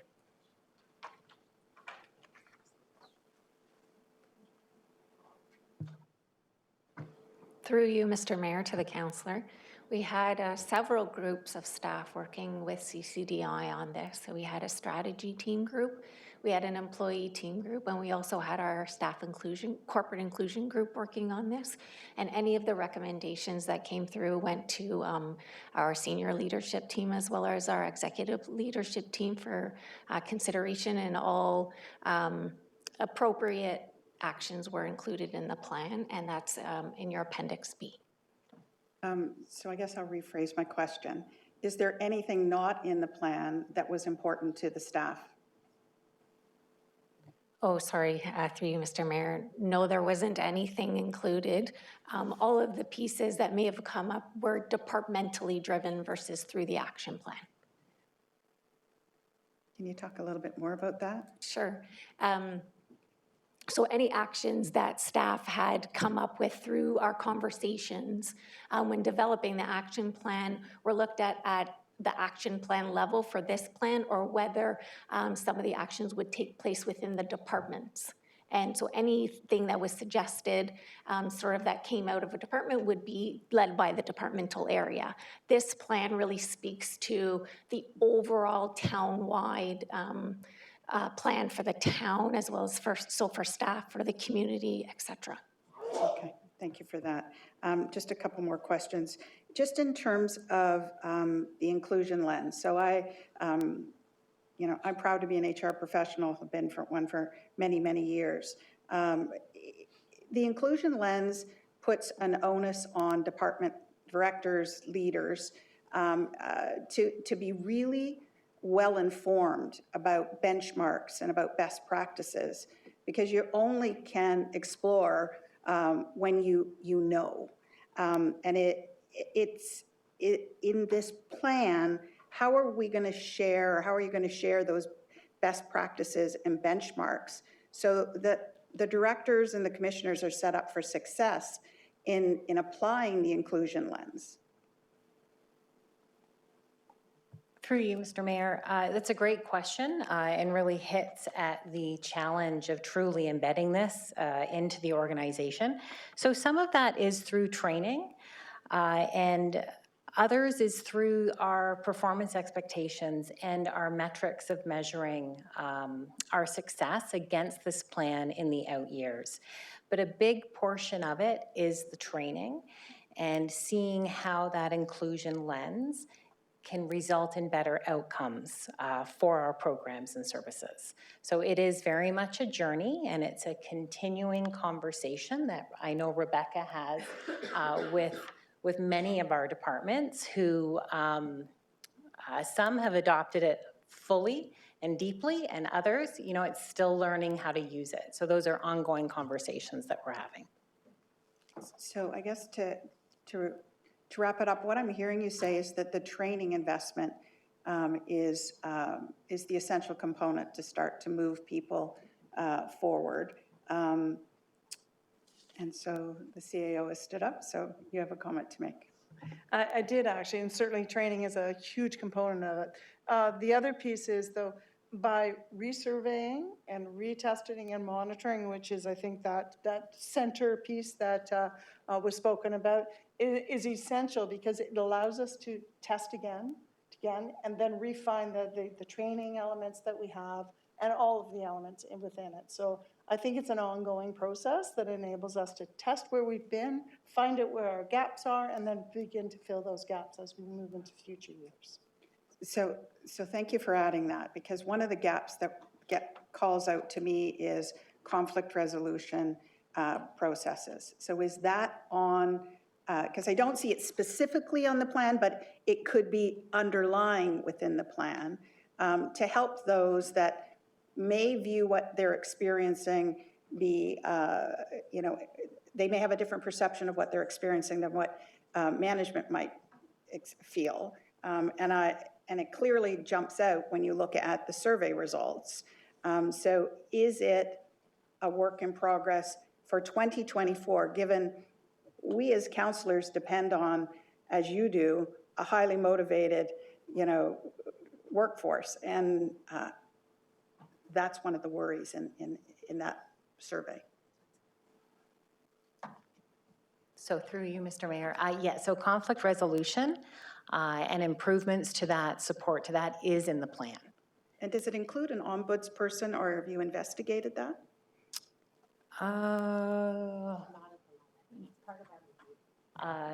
It's not, I'm told not at the moment, but it is part of the review. I'd encourage you to look into it. Thanks very much for your patience with my questions. Thank you, Councillor. Councillor Adams. Thanks very much. I just have two things. One is to thank you for the details that are on page 124 of the agenda with respect to the census information and our own internal survey. It's something I've been asking for a really long time. And I would say that the details of it in some ways don't surprise me, and I think it can be understood where we've come from and maybe where we need to get to. And I've seen a lot of progress internally in a number of departments, and I don't think the fire chief is here with us this evening, maybe he's online, but I know the fire chief and his team have been making a lot of progress in the fire department. When you go to the new fire recruit days, it's really obvious what effort has been going on in that department, just as an example. The only question I really have for you is how the outreach is going to occur for consulting with the community going forward on the action plans that are embedded within the draft. It's a good, strong document in my opinion. It's got a lot of good material, an astounding array of detailed plans in terms of what would happen next. And I know we've got a lot of input already from members of the community, both individuals and groups. I'm assuming we're going to go back to those groups and say, now that you've given us this input, we've done this, what do you think of this going forward plan, in addition to a broad community outreach opportunity? Is that what we should expect? Yes, that's pretty much it, bang on. So we've already communicated with over, I think it's over 225 individuals and organizations, informing them of tonight's agenda to make sure that they're aware that the draft plan has now been released. In January, we're still working through the date and all of the different mechanisms, but we will have a social media campaign. We will be promoting this feedback for people to provide their comments back to us throughout the month of January. So we do plan to make sure everyone that has participated is being informed, and then trying to reach new residents as well for them to have an opportunity to review the plan. Okay, great. Thank you very much. And thank you to the broad team of people that have been involved in bringing this forward. I know this is obviously a team effort. So thank you very much. Thank you for that. Thank you, Councillor. Councillor Nanda. Thank you, through you, Mayor Burton. Thank you so much for this report. It is very important, especially recently having to hear from the community talking about diversity and inclusion. So it is something that's very important to the community to be representative at the town and council, of course. One of the questions I have is around practicality, like in terms of, it's great that we're gonna have all this research done, all this work done, but in terms of practicality, we know that you already need to be fair when you're hiring. The process is already fair. So in terms of the training, are we going to get specifics in terms of, are you training for how to look at resumes? Are you training for what kind of inclusion lens are you using to the process of what you're already using to hire people? The change, what is the change that's going to occur with that? Through you, Mr. Mayor, I'll start with that one and then pass it over to the Director of HR on that. Recruitment, it's an interesting one, a great question. It is truly uncovering those unconscious biases that we have, and when they're unconscious, we don't know that we have them. The recruitment inclusion lens is a great tool to start that conversation, but it really does look at everything from are the qualifications that we're asking for truly needed? When we start in recruiting, there is the option for new tools going down where you don't see the person's name, you don't see the person's university that they went to, because there's bias over that. Some like some universities over others, or international versus local. So we need to explore when we look at recruitment tools, for example, is there a way to remove that bias right from the start? So you're truly looking at people on an equal basis. Those systems have been challenging to acquire. It's been a difficult thing to do, but in my old world in HR, I'm quite confident that it will get there, and taking that information out, I really do think is going to be a game changer. On the other side, though, it is the ongoing training and expectation and exposure to diverse candidates, diverse staff, and really understanding the value that diversity brings to the organization. Did you want to add anything to that? We're good if that answered your question, Councillor. So it looks like it's still quite a bit of a challenge, but would you be able to give some idea in just even in the last 5 years if there's been a drastic change, or this is really something that we really need to continue to work on? I think, as Councillor Adams has acknowledged, we have been making a very concerted effort with our recruitment in terms of the really being aware that we need to reflect the community that we serve. And that's one of our performance measures that you'll see in the report. That's how we are going to be judging ourselves going forward. And it is very much a journey, as Zakina mentioned. A lot of it starts with the conversation, actually talking about this. And setting expectations as leaders, setting expectations about how you want your teams to be, and the value of the diversity that exists and why that's important. So I would say over the past 5 years, this conversation has become front and center, and we are starting to see some of the benefits of that.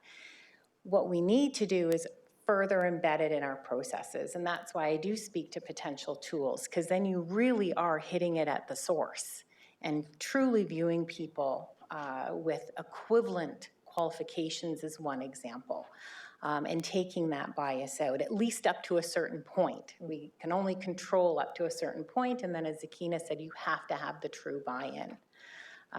But I'm a firm believer with exposure and knowledge, you start to see the true value of this. And then just my last question will be, are we going to have goals for each department? Are we going to look at goals of what department requires more maybe inclusion or diversity versus others in terms of being representative? So that's a good question. We have not drilled down as to whether we would do department specific at the moment. There are some surveying challenges with that for our very small departments, for example. But with more and more attention on this and expectations of our directors and the type of organization that we want to be, inherent in that is expectations. So I wouldn't say necessarily we would measure it directly. I would say there would be more indirect measures of that. Okay, perfect. Thank you. Thank you for the report. Very helpful. Thank you. Thank you, Councillor Nanda. Councillor Giddings? Thank you, Mr. Mayor, to Ms. Reid. Again, thank you for the presentation. And one of the, under the hold leaders accountable, early on in your presentation. Could you define leader? And how far down would that go into into an organization like ours? Is that supervisors, lead hands? I'm just curious. Through you, Mr. Mayor, to the councillor, within the GDEIB, we often work with the organization to say, who are you going to define as leaders within the organization? And depending on the size, it can be, in a small organization, it might be just your senior leadership team. In an organization the size of the town of Oakville, in my opinion, leaders need to be more broadly defined as those who have the impact to direct and influence staff through their inclusive behaviors. So that could go down that far, but as lead hands or supervisors. However, I'm conscious of the ability of some of those individuals to influence change. And so there are leaders with a capital L who are responsible for walking the talk and really, if you forgive me, putting the money where the mouth is. And then there are those who need to demonstrate the behaviors and walk the talk to staff, but may not actually have the ability to influence broader organizational change. Does that make sense? It does. And then obviously the involvement of as many as possible, whether they're supervisory or whether they're de facto leaders as part of their team or their group. All right. And over the past 3.5 years, things have changed a little bit. Mm-hmm. Would this report have the same recommendations if it were pre-pandemic? Because we've had, like most companies, a lot of working from home, reduced hours, and we've gone through a lot of process change to make that possible. Is it more difficult when you don't have as much together time as teams or two ICs, whatever? Through you, Mr. Mayor, that's a really interesting question because I have seen it play out in two different ways in different types of organizations. So there are, in some ways, it created more division in an organization. And in other ways, it allowed people who may not have been able to participate fully to participate more actively. So I think it really highlighted certain differences, especially for individuals who were either deemed essential services and never had that opportunity to work from home and put themselves at greater and greater risk. And then those, for example, parents of intermediate age children who didn't have to do pick up and drop off and were allowed to actually contribute more to work.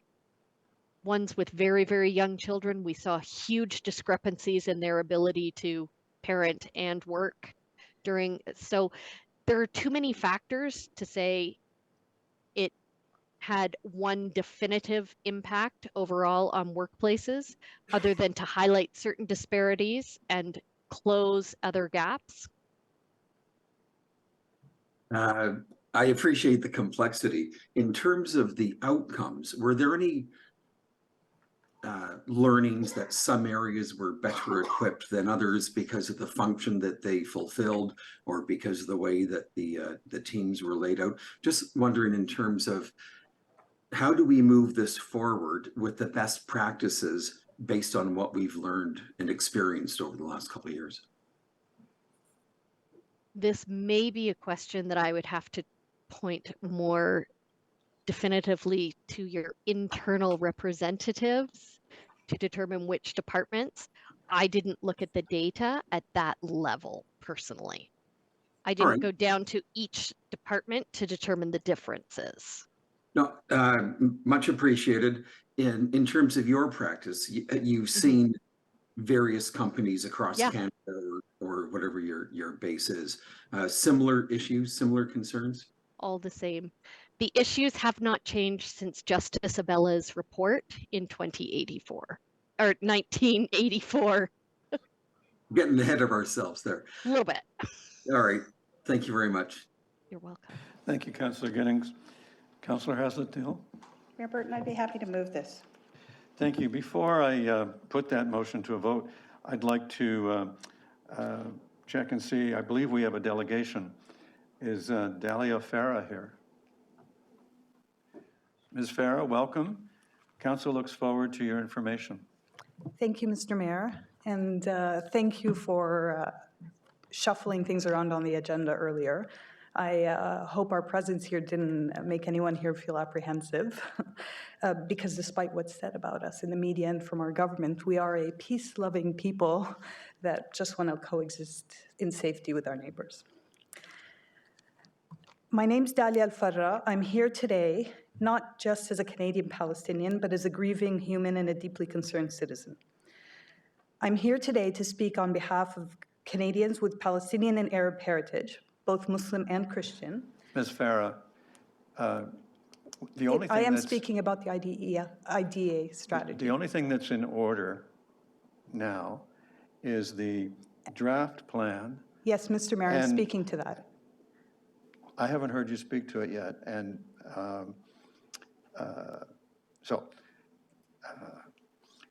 what's in order? Let me try to frame this for you. Yes. Is comments or suggestions for changes to add or improve to the draft plan. I'm here to speak as a community who would like to be consulted on the plan. And I do have comments and suggestions on the plan itself. I would welcome you to move to the suggestions you have on the plan. Okay. I'm here today in my personal capacity, but in my professional life, just so you know, I am a CCDI certified inclusion practitioner. And I use EDI, DEDI, and sometimes I've heard JEDI as well. I would ask that the town of Oakville take steps to avoid falling into the trap of performative EDI and look at the strategy and ask the questions.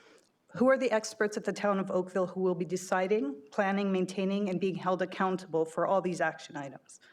The language of shared responsibility is very dangerous when implementing an EDI strategy because it gives responsibility without any real authority to make change. Number two, ask who are the voices that are missing from these consultations and may be excluded from the outgoing implementation and rollout and impact. What benchmarks and measurements are going to be used, and why hasn't the plan laid out the starting points so that progress can be measured against these targets? While leadership is important when implementing a DEDI strategy, it cannot be the only focus of the plan, especially when the leadership at the town of Oakville, both council and staff, is not an accurate, visible representation of the diverse community we have. And if I may be cheeky, you did mention that it is important, and I do believe that our council does place a lot of importance on EDI. Therefore, I just remind you that it requires a lot of resources, and there's a meeting on Wednesday, a budget meeting, so hopefully this is on the agenda. And before I wrap up, I want to wish everyone a peaceful and blessed winter break. Whether you celebrate the holiday of your choice or enjoy some much-needed rest, please take a minute to think about how, for the first time in modern history, there will be no Christmas tree at the Church of the Nativity Square in Bethlehem because we, as a nation, are mourning. Ms. Farah, you wander again. If you have any other comments on the plan, they're welcome. If not, thank you very much for your information. Thank you. Okay. Any questions for the delegation? Ms. Farah, thank you very much. Thank you, Mr. Mayor. Councillor Haslett.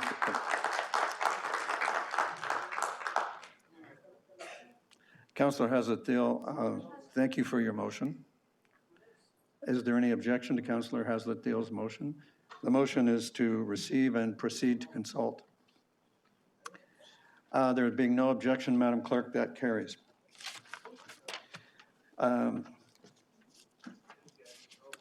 Now, Council, the next item is 9.4, the recommendation report and zoning bylaw amendment and draft plan of subdivision Palermo Village Corporation refusal. Can we have order in the council chamber?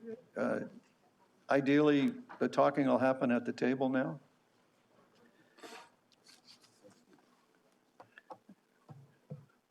All right, perhaps we'll just pause for a few minutes.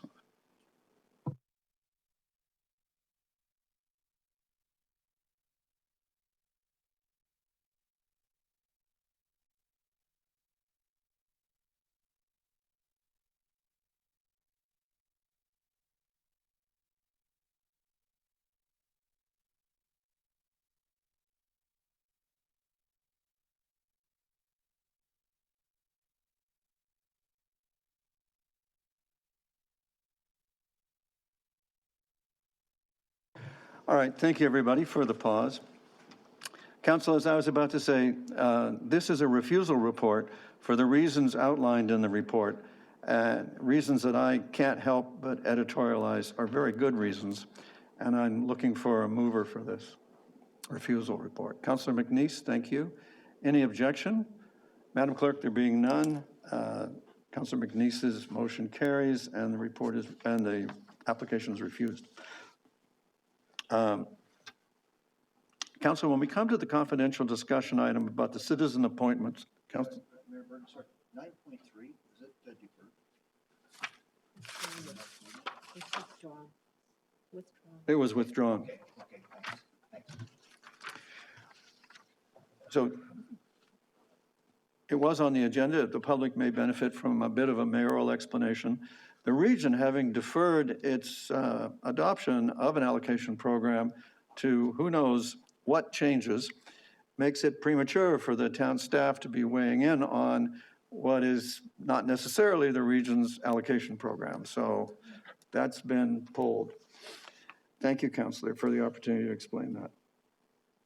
So on the matter of the citizen appointments to the Community Spirit Awards Selection Committee, it's good news that we had more applicants than spots. And I would like to see if there is a member of council who would like to move the recommendations by the clerks, that the recommendation to appoint the citizens listed in confidential Appendix B in the report dated December 5th from the Clerk's Department be approved. And I would add that the name identified as an alternate be also adopted as a substitute for anyone who declines. Can I have a mover for that? Councillor Grant, thank you for that. Any objection? There being no objection, Councillor Grant's motion carries.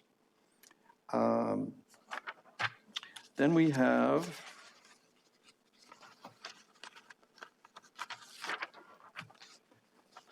an opportunity for someone to move that we rise and report. Councillor Lischina, thank you for that. Is there any objection? There being no objection, that motion carries, and I rise and report the Committee of the Whole has met and made recommendations on consent items as listed in the agenda, discussion items as listed in the agenda with one having been withdrawn, and the confidential discussion items as listed in the agenda and noted by the clerk. A mover and seconder for the report would be in order. Councillor Adams, Councillor Hazlet-Thiel, thank you very much. Any objection? Madam Clerk, there being no objection, that carries. Council, I'm not aware of anything else to detain us. You can correct that impression at any time. But if I'm right, then we need a mover and second. Councillor O'Meara. Sorry, Your Worship, I'm just wondering if we've got if I missed the internal memo 13.5 item, did we just pass that, or? Can I ask a question about the internal memo 13.5? You certainly may. We don't pass information items. They're just there for you to comment on, and so please. Perfect. Thank you very much for that. Just a question to staff. I was under the impression that the province as well had rescinded or pushed back to the municipality the opportunity for lower tier municipalities to comment on changes that were done to regional official plans. So at the region, we had approved the official plan. Then the province made a bunch of little cut slices and dices, which a bunch of things. And they had given us the ability, not at the regional level, but at a lower tier municipal level, to have a discussion about whether we were okay with those provinces. I don't think it's an MZO, but they had the right to change our official plan. So is that here about the Bill 103 to return the land to the Greenbelt, or is that a different piece of legislation that I read that at? This is not the same thing, Councillor. We, council, were not asked. The minister asked the mayors for their opinion on those things. I wrote to the minister with my opinion, and I circulated it to you in your council information package. Okay, if you wouldn't mind recirculating that, I would appreciate that. I'm not sure if I saw that or I didn't, but that would be appreciated. Thank you, Your Worship. You're welcome. I need a mover and seconder for consideration of the bylaws. Councillor Chisholm and Councillor Nanda, thank you. Any objection? Madam Clerk, there being none, the bylaws are considered read and passed, including the confirmatory bylaw. And that ends the meeting. Thank you very much. It's been terrific working with you, and we're done.